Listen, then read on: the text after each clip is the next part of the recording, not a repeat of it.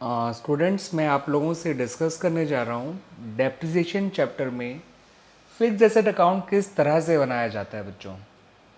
तो देखो बच्चों, किसी भी एसेट में जो होता है रिकॉर्डिंग चार, किसी भी ऐसे फिक्स्ड एसेट अकाउंट में रिकॉर्डिंग चार डेट्स पे की जाती है।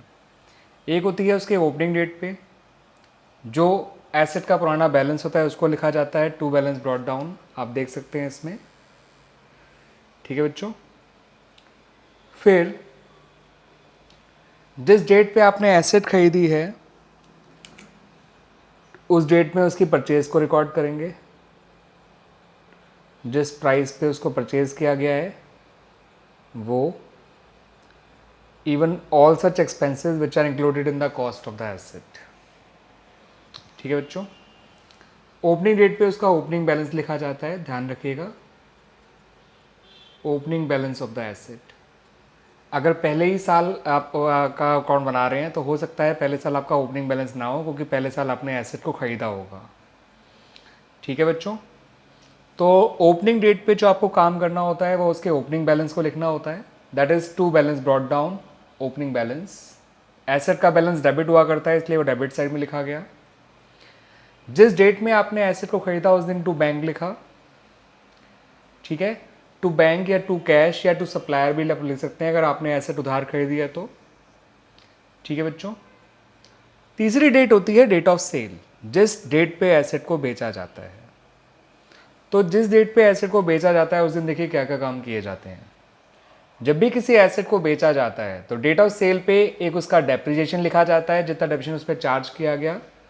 याद रखिएगा, डेट ऑफ सेल पे अगर आप डेप्रिसिएशन लगा रहे हैं तो केवल उसी एसेट पे डेप्रिसिएशन लगाइएगा जिस एसेट को बेचा जा रहा है। ठीक है बच्चों, तो ये जो डेट ऑफ सेल पे डेप्रिसिएशन लगाया जाता है केवल उसी पर्टिकुलर एसेट पे लगाया जाता है जिसको बेचा जा रहा है, ना कि सारी एसेट्स पे, बाय डेप्रिसिएशन अकाउंट।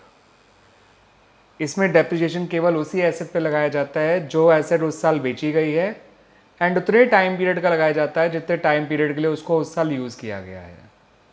तो डेट ऑफ सेल का सबसे पहला काम, to charge depreciation on that particular asset which is sold during the given year. ठीक है बच्चों, डेट ऑफ सेल पे ही अगली चीज़ आपको लिखनी होती है, next cheese, that is by bank. ये बैंक जो होता है that is for sale of asset, ये एसेट की सेल के लिए रिकॉर्ड लिखा जाता है। आप बाय बैंक, बाय कैश या बाय कस्टमर भी लिख सकते हैं अगर आपने उधार बेचा है तो। अब आप जानते हैं जब आप एसेट को बेचेंगे तो ज़रूरी नहीं है कि आपको जितने की एसेट है उतने की ही बेची गई हो सकता है उसको बेचने में फ़ायदा हो जाए या हो सकता है उसको बेचने में नुकसान हो जाए। तो उसके बेचने पर जो भी नुकसान होगा वो यहाँ लिखा जाएगा, by loss on sale of fixed asset account. ठीक है बच्चों, और अगर गेन हो जाता है तो उस केस में गेन आता है आपका डेबिट साइड में, डेट ऑफ सेल पे आप देख सकते हैं, तो gain on sale of fixed asset account. तो एसेट को बेचने पर अगर गेन होगा तो वो डेबिट साइड में रिकॉर्ड किया जाएगा डेट ऑफ सेल पे ही, और अगर लॉस होगा तो क्रेडिट साइड में लिखा जाएगा by loss on sale of fixed asset. Fixed asset का जो भी नाम होगा वो लिख दीजिएगा, by loss on sale of machinery या by loss on sale of furniture, ऐसे ही to gain on sale of machinery या to gain on sale of furniture. ये आपका डेट ऑफ सेल के तीन काम हैं जो आपको नॉर्मली किया जाना है।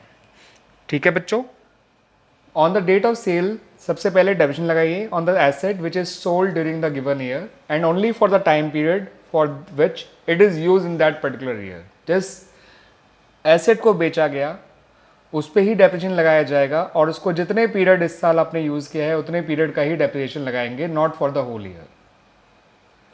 फिर उसकी सेल को रिकॉर्ड करेंगे by bank at it selling price, जो आपको क्वेश्चन में गिवन होगा या कभी कोई निकालने को भी आ सकता है।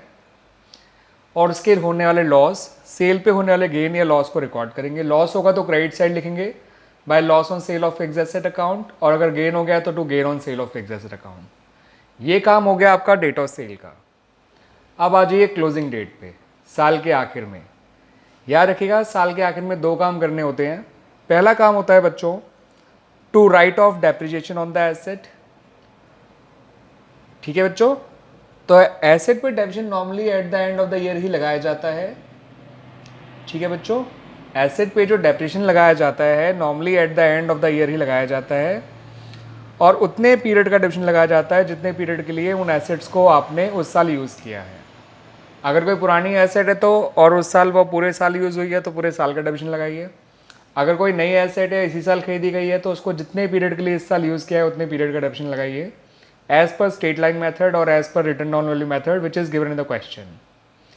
अगर कोई एसेट पहले से चली आ रही है, पुरानी एसेट है, पिछले साल खरीदी थी और इस साल बेची भी नहीं गई तो उस पर पूरे साल का डेफिनेशन लगेगा। और कोई एसेट अगर इसी साल खरीदी गई है मगर बेची नहीं गई है तो उस पर उतने ही टाइम पीरियड का डेफिनेशन लगेगा जितने पीरियड के लिए उसको यूज़ किया गया। तो क्लोजिंग डेट पे भी आपको डेफिनेशन लगाना है बच्चों, और उन एसेट्स पे लगाना है जो बेची नहीं गई हैं, यानी आप कह सकते हैं on unsold assets. Date of sale पे जो डेफिनेशन लगाना है that is on the sold assets, और क्लोजिंग डेट पे जो डेफिनेशन लगाना है that is on the unsold assets.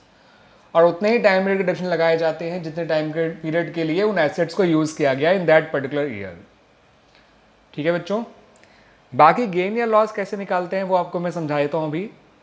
ठीक है बच्चों, आपको इतना ध्यान रखना है कि यहाँ पर जब आप एफएक्स एसेट अकाउंट बनाएंगे तो वहाँ पे 4 डेट्स का ध्यान रखना है: opening date, date of purchase, date of sale, closing date. अगर आपका ईयर पहला ही ईयर है तो हो सकता है पहले ईयर में आपका एसेट का ओपनिंग बैलेंस कोई ना हो, तो आप शुरुआती उस साल टू बैंक यानी परचेज से करिएगा एसेट की। हो सकता है पहले साल आपने कोई एसेट बेची ना हो तो डेट ऑफ सेल वाले जो मैंने आपको काम बताए हैं हो सकता है वो पहले साल ना करने पड़े, क्योंकि डेट ऑफ सेल वाले काम उसी दिन करने पड़ेंगे जिस दिन आपने एसेट को बेचा है। अगर आपने फर्स्ट ईयर में या सेकंड ईयर में एसेट को नहीं बेचा है तो ना फर्स्ट ईयर में डेट ऑफ सेल वाला काम करना होगा, ना सेकंड ईयर में डेट ऑफ सेल वाला काम करना होगा। थर्ड ईयर में बेचा है तो थर्ड ईयर में करिएगा, फर्स्ट ईयर में ही बेच दिया है तो फर्स्ट ईयर में करिएगा। ठीक है, तो ये काम तब होंगे डेट ऑफ परचेज और डेट ऑफ सेल वाले जब उस पर्टिकुलर ईयर में आपने कोई एसेट खरीदी होगी या एसेट बेची होगी। अगर आपने किसी साल में एसेट्स ना खरीदी है ना बेची है तो आपको ना डेट ऑफ परचेज वाला काम करना पड़ेगा ना डेट ऑफ सेल वाला काम करना पड़ेगा। ठीक है बच्चों, लेकिन हाँ, क्लोजिंग डेट वाला काम आपको हर साल करते रहना है, बिकॉज डेप्रिसिएशन एक कंटिन्यूस प्रोसेस होता है। एसेट जब तक आपके पास रहेगी तब तक आप उस पर डेप्रिसिएशन लगाते रहेंगे जब तक उसकी यूजफुल लाइफ खत्म नहीं हो जाती है या फिर वो एसेट बिक नहीं जाती है। इसलिए डेप्रिसिएशन तो आपको हर साल लगाना होगा, चाहे आपने एसेट को फर्दर कोई एसेट खरीदी हो या नहीं खरीदी हो, चाहे कोई एसेट बेची है या नहीं बेची है। अगर आपके पास पुरानी एसेट्स हैं तो हम पुरानी एसेट पे ही डेप्रिसिएशन लगाएंगे। तो आपको इन चारों डेट्स के काम पता होने चाहिए। ठीक है बच्चों, ओपनिंग डेट पे लिखा जाता है to balance brought down, that is opening balance of the given year. Date of purchase पे आपको एसेट की परचेज को रिकॉर्ड करना होता है। डेट ऑफ सेल पे एसेट्स की सेल को रिकॉर्ड करना होता है, डेप्रिसिएशन लगाना होता है, एंड डेप्रिसिएशन उसी एसेट पे लगाना होता है जिस एसेट को बेचा गया, और उसके लॉस को या गेन को लिखा जाता है। लॉस क्रेडिट साइड में लिखेंगे और गेन डेबिट साइड में। क्लोजिंग डेट पे 2 काम करने होते हैं, एक डेप्रिसिएशन लगाना होता है और एक क्लोजिंग बैलेंस निकालना होता है। ठीक है बच्चों, तो आपको इतनी बातों का ध्यान रखना है इन 4 डेट्स की। और मैं आपको यहाँ पे एक चीज़ और क्लियर कर दूँ, अभी हम जो फिक्स एसेट बना रहे हैं that is when provision for depreciation account यानी accumulated depreciation account is not maintained, यानी हम सिर्फ फिक्स एसेट अकाउंट ही बना रहे हैं और एसेट्स को उनकी बुक वैल्यू पे मेंटेन कर रहे हैं। ठीक है बच्चों, तो ओपनिंग डेट का काम ओपनिंग बैलेंस लिखना, डेट ऑफ परचेज का काम एसेट की परचेज को रिकॉर्ड करना to bank, date of sale पे 3 काम करने हैं आपको। एक तो उस एसेट पे डेप्रिसिएशन लगाना है जिसको बेचा गया, ठीक है, उतने पीरियड का जितने पीरियड के उसको यूज़ किया गया। फिर एसेट का सेल को रिकॉर्ड करना है, फिर उसके होने वाले गेन, उसकी सेल पे होने वाले गेन या लॉस को रिकॉर्ड करना है। क्लोजिंग डेट पे 2 काम करने हैं, एसेट की डेप्रिसिएशन लगाना है जो एसेट नहीं बेची गई और उनको जितना पीरियड उस साल यूज़ किया गया उस पर्टिकुलर ईयर में, जिस ईयर का हम अकाउंट बना रहे हैं उतने पीरियड का डेप्रिसिएशन लगाना है on return down value method और स्ट्रेट लाइन मेथड के अकॉर्डिंग जैसा भी क्वेश्चन में गिवन होगा।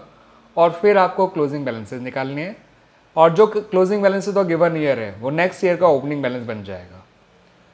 अगर आपने किसी भी साल कोई एसेट खरीदी नहीं है और बेची भी नहीं है तो एटलीस्ट आपको उस साल 2 काम तो करने होंगे, एटलीस्ट ओपनिंग बैलेंस वाला लिखने वाला काम करना होगा और साल के एंड में डेप्रिसिएशन लगाना होगा।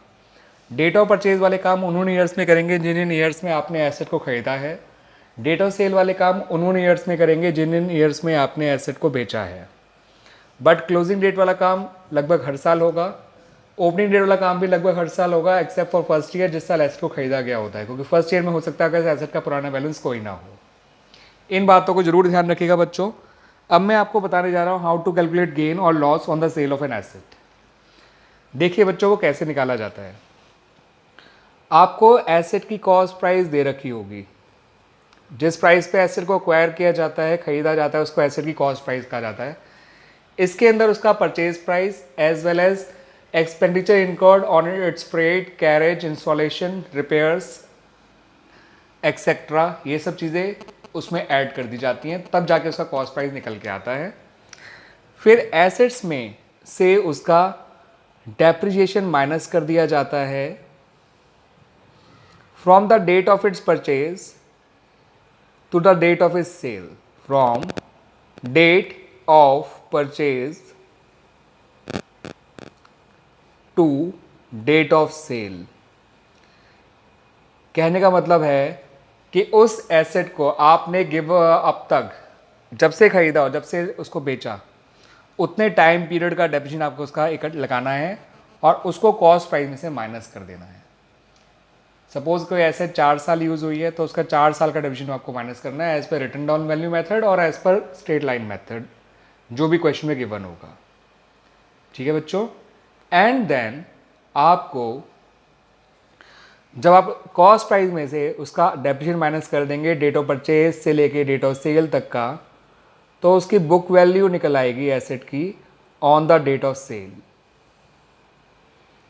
जब एसेट की बुक वैल्यू आ जाएगी on the date of sale, तो उस बुक वैल्यू को सेलिंग प्राइस से कंपेयर करिएगा। एसेट की बुक वैल्यू को उसके सेलिंग प्राइस से कंपेयर करिएगा। अगर बुक वैल्यू बड़ी है और सेलिंग प्राइस कम, तो डिफरेंस लॉस होगा। ठीक है। और अगर आपकी बुक वैल्यू छोटी है और सेलिंग प्राइस बड़ा है, तो उस केस में डिफरेंस गेन होगा। इस बात को ध्यान रखिएगा बच्चों। लॉस को क्रेडिट साइड में लिखा जाएगा, गेन को डेबिट साइड में लिखा जाएगा बच्चों, इस बात को ध्यान रखिएगा। एंड डेप्रिसिएशन जो लगा माइनस करा जाता है एसेट की कॉस्ट प्राइस में से, वो उसका depreciation from the date of its purchase to the date of its sale निकाला जाता है। अगर मेथड स्ट्रेट लाइन है तो बड़ा आसानी से निकल जाता है। एसेट की कॉस्ट पे ही उतने टाइम पीरियड डेप्रिसिएशन इकट्ठा निकाल लीजिए, क्योंकि स्ट्रेट लाइन मेथड में हर साल का डेप्रिसिएशन सेम ही रहा करता है, तो डेप्रिसिएशन कॉस्ट पे लगता है इसलिए। लेकिन अगर मेथड रिटर्न डाउन वैल्यू है तो उसमें ईयर वाइज डेप्रिसिएशन आप वर्किंग नोट में दिखाएंगे कि पहले साल कितना डेप्रिसिएशन चार्ज किया, दूसरे साल कितना चार्ज किया उस एसेट पे, तीसरे साल कितना चार्ज किया। ठीक है। यानी कि जितने भी फाइनेंशियल ईयर्स में, अकाउंटिंग ईयर्स में वो एसेट यूज़ हुई है, तो हर ईयर का डेप्रिसिएशन आपको वर्किंग नोट में कैलकुलेट करना है और फिर एसेट की कॉस्ट में से माइनस कर देना है।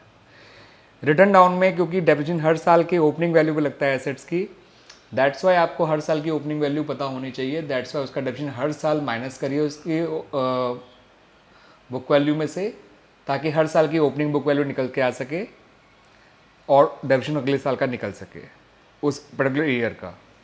वो जब आपको मैं क्वेश्चन कराऊंगा बच्चों, तो आपको वो चीज़ और क्लियर हो जाएगी। लेकिन ये पर्टिकुलर फॉर्मेट आप जरूर ध्यान रखिएगा। You have to subtract the depreciation of the asset from this its cost so as to get the book value of the asset on the date of its sale. And when you get the book value on the date of sale, then compare it with the selling price of the asset. If the selling price is more than the book value, the result is gain. If selling price is less than the book value, the result is loss. Loss और gain दो चीज़ें होंगी, या तो loss होगा या gain होगा, या हो सकता है बुक वैल्यू और सेलिंग प्राइस बराबर हो, तो उस केस में नीदर गेन नॉर लॉस। ठीक है बच्चों। तो आई होप इस पर्टिकुलर वीडियो में आपको अच्छी तरह से समझ में आया होगा कि फिक्स्ड एसेट अकाउंट नॉर्मली किस तरह से बनाया जाता है। मैं अपने कुछ अगले वीडियोस में इससे जुड़े हुए क्वेश्चंस भी आपको करके दिखाऊंगा, ताकि आपको ये क्लियर हो जाए कि किस तरह से गेन या लॉस निकाला जाता है और एसेट अकाउंट डिफरेंट ईयर्स का किस तरह से बनाया जाता है। ये जो मैंने आपको दिया है ये एक जनरल फॉर्मेट है, जिसमें आपको मैंने बताया कि किसी भी एसेट्स में मैक्सिमम एक गिवन ईयर में 4 डेट्स की रिकॉर्डिंग की जा सकती है। एक ओपनिंग डेट की, एक डेट ऑफ परचेज की, डेट ऑफ सेल की और क्लोजिंग डेट की। ओपनिंग डेट में एसेट का ओपनिंग बैलेंस लिखा जाता है। डेट ऑफ परचेज में एसेट की परचेज को रिकॉर्ड किया जाता है। डेट ऑफ सेल में एसेट की सेल को रिकॉर्ड करते हैं। जिस एसेट को बेचा गया उसके डेप्रिसिएशन को रिकॉर्ड करते हैं और उसके होने वाले गेन या लॉस को रिकॉर्ड करते हैं, उसकी सेल पे होने वाले गेन या लॉस को। क्लोजिंग डेट पे डेप्रिसिएशन लिखा जाता है on unsold assets and closing balances निकाल दिए जाते हैं ऑफ द एसेट्स। ठीक है बच्चों, नॉर्मली डेप्रिसिएशन साल के आखिर में लगा करता है, साल के बीच में अगर डेप्रिसिएशन लगाना पड़ रहा है तो वो उन्हीं एसेट पे लगाया जाएगा जिन एसेट्स को बेचा गया है, वरना डेप्रिसिएशन हमेशा साल के आखिर में लगाया जाता है as per straight line method और as per written down value method as per given in the question. और जितना एक एसेट को एक गिवन ईयर में यूज़ किया गया उसी प्रोपोर्शनेट बेसिस पे उसका डेप्रिसिएशन लगाया जाता है बच्चों, इस बात का ध्यान रखिएगा। ठीक है बच्चों, एंड आई होप आपको ये वर्किंग समझ में आई होगी। गेन और लॉस की वर्किंग भी आपको समझ में आ जाएगी अच्छी तरह से बच्चों। Don't worry about it, when we do the question related to the sale of asset तो वो भी आप लोगों को ढंग से समझ में आ जाएगा। थैंक यू बच्चों।